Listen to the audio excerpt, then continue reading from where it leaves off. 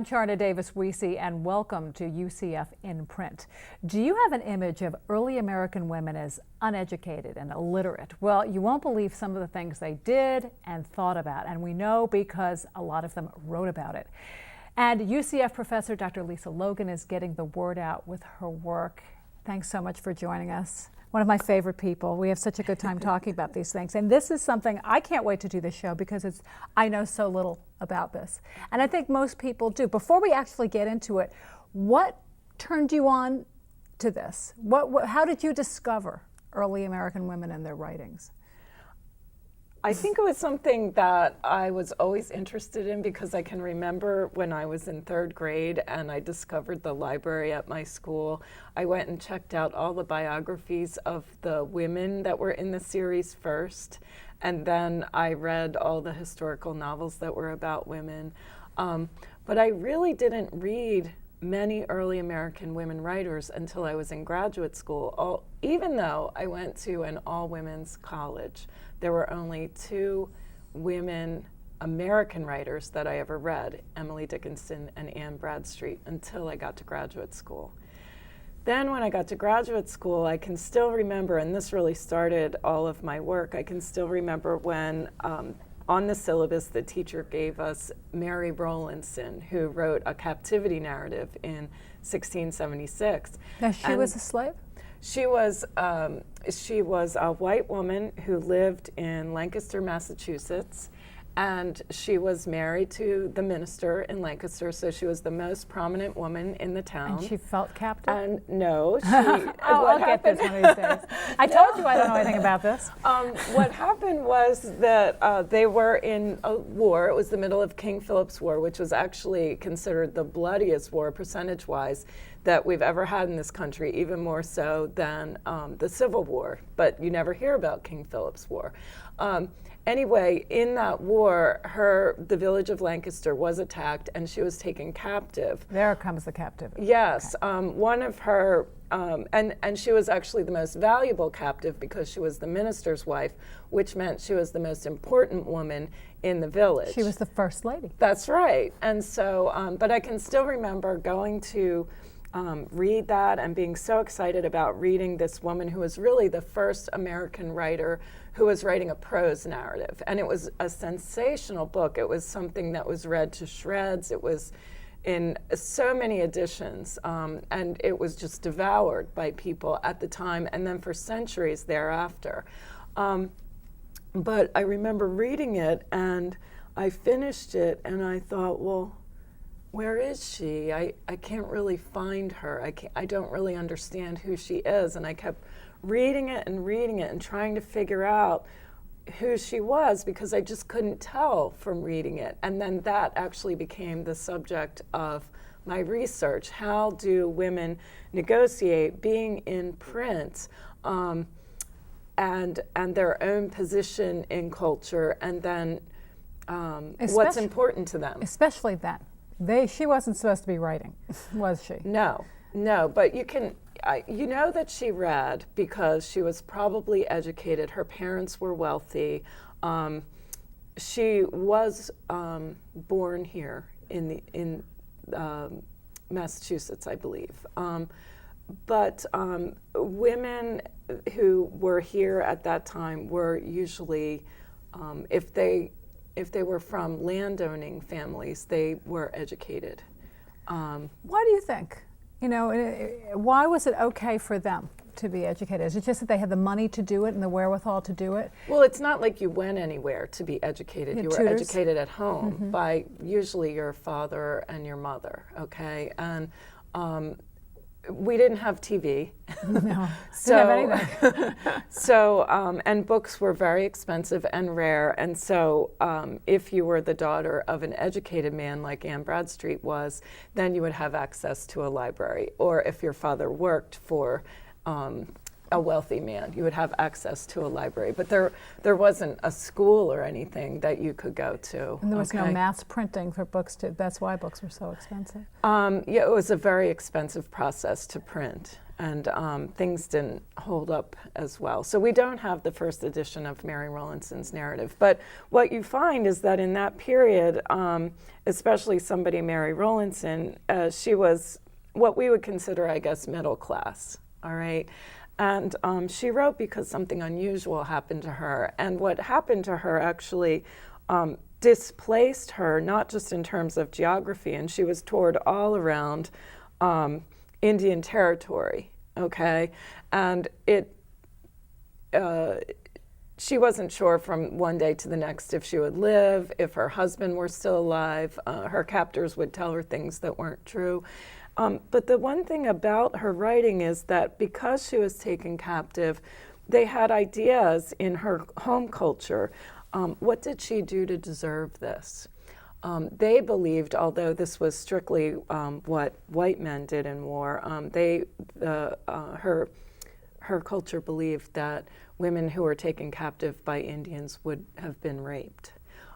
They would have thought that she would have adopted Indian ways and gone native, if you will. And so there were a lot of reasons for her to write this narrative that had to do with renegotiating her position once she was redeemed. So she went from being the most prominent woman in her culture, in her village, to someone who was very suspicious. What did she do when she was with the Indians? And what sin did she commit that she deserved such captivity? And so, in some sense, her writing of the narrative was a way of renegotiating a place. You have to remember that when she got back, the village was no longer there, so her husband no longer had a job. So they were itinerant. They had to go around looking for minister posts for him, and then he died within the year of her return. They also had to spend a year trying to get their two older children back. The youngest child that was captive with her actually died of a gunshot wound to the stomach. So just incredible things that she endured. And so that story ends up in print. And it's because of the print that we still have it, because it was so widely circulated, not just in this country, but in England. And England, it's funny, you know, how here we have movie trailers. In England, they used the cover page, and they would have what amounts to a trailer on the cover page, and it was very different in this country than it was in England, very sensationalized in England, whereas in this country, the printing made it seem like a very devout text that went with a sermon, and it was all about what happened to this minister's wife, who was really the handmaiden of God, whereas in the British edition, it was the cruel torture and inhumane, you know. They had tabloids even then. Yes, that's exactly what this was. So I guess what I want to say is that if a woman had something unusual happen to her, or if she was highly educated, then we tend to know about it, because the process of early American women writing is that they wrote, but their stuff is lost. And then we recover it, and then it's lost again because people say it's not important. And so that's really what I do, is try to recover it and find a way to keep it. For them to write at that time as well, you know, something that I saw from one of your courses where it said in 1645, Governor John Winthrop pointed out that women's writing could lead to madness. Yes. You don't do it, you're going to go nuts. Right. And Anne Bradstreet's sister actually was excommunicated. That's part of that story. Women weren't allowed to, in the 1600s, Puritan women weren't expected to speak out about certain things. So you shouldn't have an opinion about spiritual matters. And it turns out that Anne Bradstreet's sister was going along in a coach talking about something that happened in church, and she had a tendency toward this, and her husband ended up separating from her, and she was excommunicated from the church.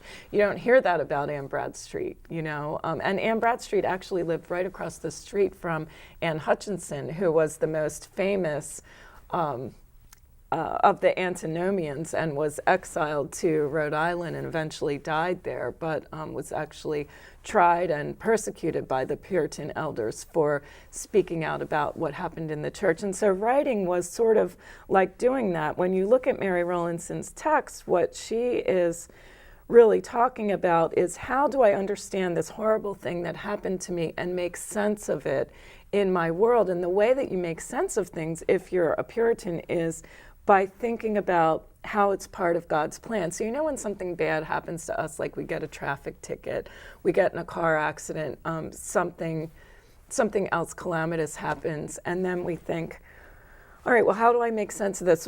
Why did this happen to me?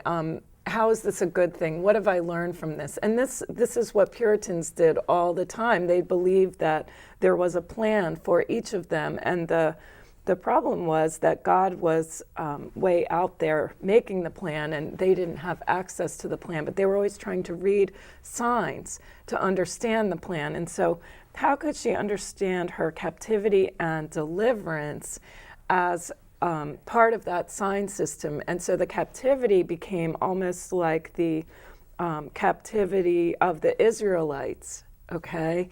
And her redemption became like the redemption of the Israelites out of the desert. By doing that, by trying to understand it, probably is the only way they can gain any kind of control over it. Exactly. And that's what I talk about, is the process of negotiation. And I talk about it in terms of agency. Like, she is part of a culture. She's negotiating that culture, and it's not like she's outside of the culture saying, how can I get power here? She's in the culture, and she's just trying to think about how she can sort of negotiate the place that makes her comfortable. And we have to remember that she was most comfortable as a minister's wife, and she really wants to get that back.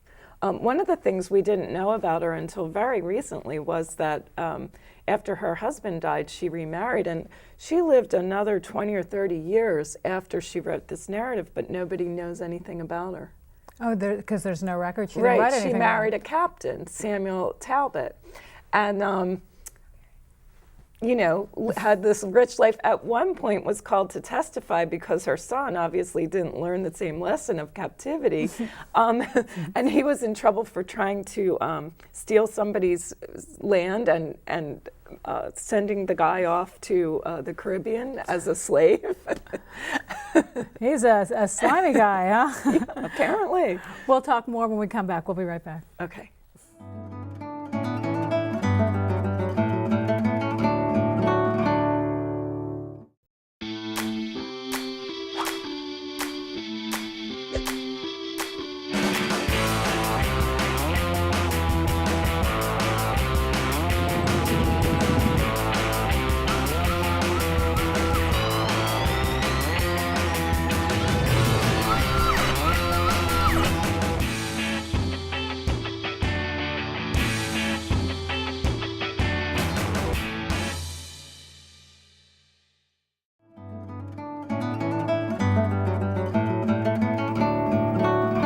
We're talking with Dr. Lisa Logan, and we're talking about early American women writers. Now, we talked about Mary Jameson and Bradstreet, women of means. There are also other kinds of women that wrote. And you've got, I love the cover of this. This is a book about pirates. Oh, okay. Now, these women didn't actually write, but they are talked about in writing of the period. So this is a children's book, I don't know where to hold it, but the Ballad of the Pirate Queens, and you can see it's lavishly illustrated.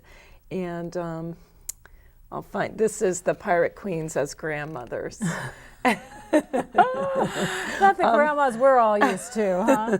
But it's about their place, and they really were. You never hear about the women when you think about pirates. Right, and they're very famous. One of the things that I want to do is look at the importance of women to early American history, okay, because they tend to be written out of that because they weren't part of the wars. They didn't become president and things like that. So what I've looked at is the trial transcript. They were tried and convicted in Jamaica for piracy by in 1720. Okay, and the one woman, the reason they didn't hang like Captain Jack, who they were on ship with, was because one of them pleaded they both pleaded their bellies. One of them actually was pregnant, and we think from the records it seems that she died in jail. The other, and so that was Mary Read, but Anne Bonny, her father was a rich planter in South Carolina, and I think what happened is that he bailed her out and married her off. We have no record of what happened to her in jail, but there is somebody who really resembles her who ends up married to a South Carolinian. She ran away from home as a teenager. She just rebelled and dressed as a man. A lot of the women you read about are because you think about it, what can you do as a woman that would be worthy of a book? Well, you have to be unusual, okay? And so there's a lot of books about women who cross-dressed. There's a lot of books that are really fake biographies or fake autobiographies written by men about women doing these things, and I look at that too. So that's another way that we have evidence about what people thought about women. And so I look at the trial transcript, and what's interesting about the trial transcript is that these women were so evil, according to all the witnesses. They wouldn't just have one gun, they'd have two guns.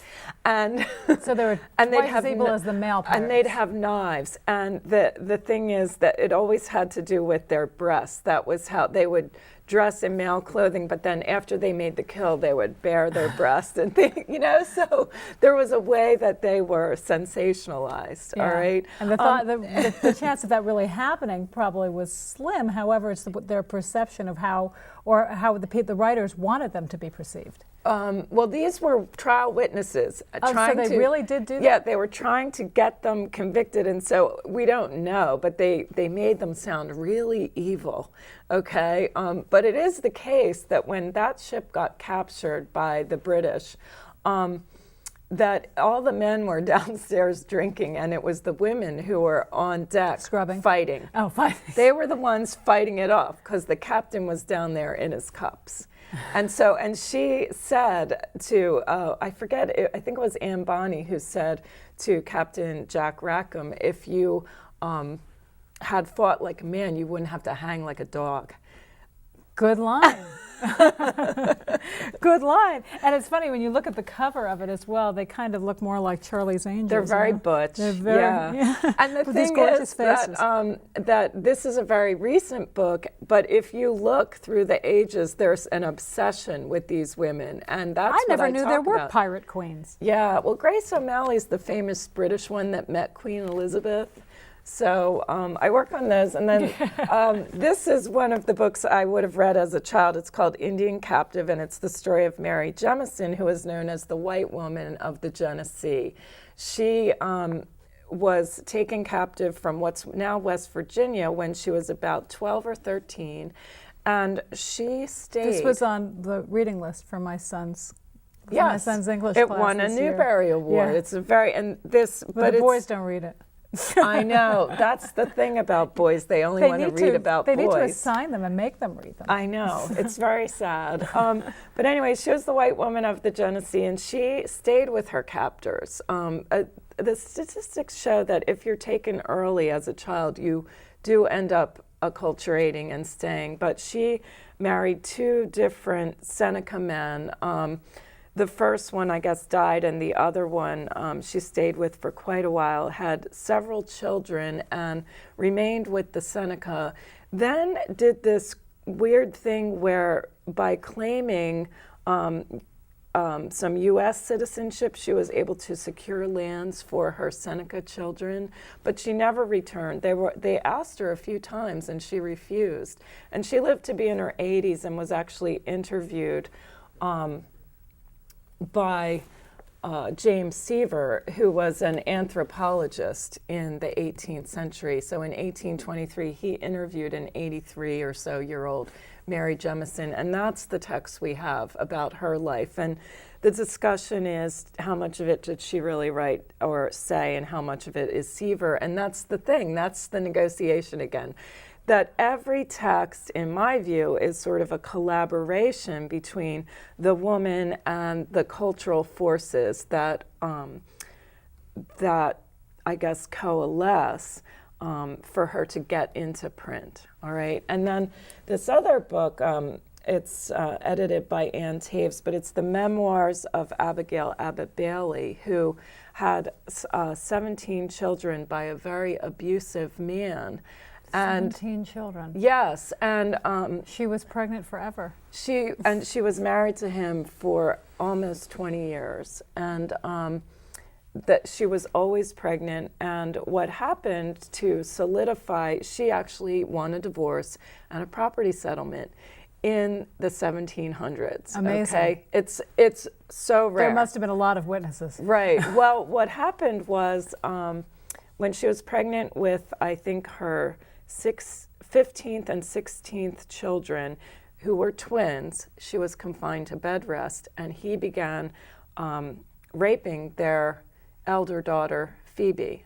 Okay, and she knew this was going on, but couldn't prevent it because she was confined to bed rest. And so what happened as a result of that, though, is that she did eventually win a property settlement because of all the terrible things he did. After that, Phoebe left, and she always used the church to gain some authority. So these memoirs are actually collected in the church and were published by the church, and they're a record of her faith and the way that her faith helped her to survive these awful circumstances of a husband he philandered, and then he abused her personally, and then sexually abused at least that one child. But the real thing that he did that I talk about is he told her that in order to get a property settlement, she would have to go into New York, where they had different laws, and he had a buyer for their land.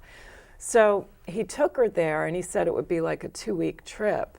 And this is in the 1770s sometime. And they get there, and she quickly realizes that he has no intention to return her. All right, and that he's going to leave her in the wilderness of New York without any way to get home. He forbids her from writing. And so what she does, she's very smart, she gets him to tell her all of the towns that they pass through in order to get into New York to meet the buyer. And he does, and she says, because I want to tell the children when I see them, when they come. She was suspicious of him before they even got there. She knew that she would never see them again if he had his way. And so he tells her, and she says, but you know, my memory's bad. Could you just write the towns down for me? Because I really want to talk to the children about these towns when I see them again. And he does. So she has this little scrap of paper, and it's got all the towns listed. And then she's in an inn, and she gets an innkeeper to give her a pen, and she writes a hymn from a little book that's in the room. So she's not allowed to read, she's not allowed to write, but she's got this little scrap of paper. And when her husband abandons her, she has nothing but the scrap of paper. She has $1, and she has 2 shoe buckles, okay, and a bolt of cloth.